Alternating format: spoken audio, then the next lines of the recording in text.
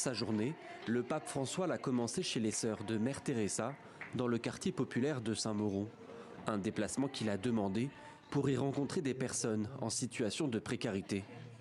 Puis il est accueilli sur les hauteurs du Palais du Pharo de Marseille par le couple présidentiel. Au bras d'Emmanuel Macron, le pape François commence à entrer dans l'amphithéâtre. Puis finalement, le souverain pontife de 86 ans lui préfère son fauteuil roulant. À l'intérieur, le pape est attendu par des évêques et jeunes de la région pour y prononcer le discours de clôture des rencontres méditerranéennes axées sur la question des migrants. Ceux qui risquent leur vie en mer n'envahissent pas. Ils cherchent un accueil. Le phénomène migratoire n'est pas tant une urgence momentanée, toujours bonne à susciter une propagande alarmiste, mais un fait de notre temps.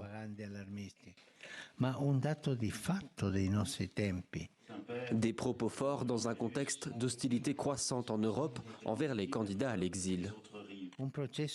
Il s'agit d'un processus qui concerne 3 continents autour de la Méditerranée et qui doit être géré avec une sage prévoyance et avec une responsabilité européenne capable de faire face aux difficultés objectives.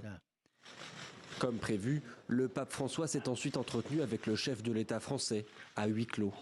L'occasion peut-être pour lui de lui rappeler que son gouvernement a refusé d'accueillir les migrants débarqués à Lampedusa la semaine dernière. Puis, le souverain pontife est attendu sur la longue avenue du Prado pour une déambulation où près de 100 000 personnes seront présentes. Pour l'occasion, 5 000 policiers ont été mobilisés pour assurer la sécurité. Enfin, la journée du pape devrait prendre fin au stade Vélodrome, où il célébrera une messe inédite devant un parterre de 60 000 fidèles.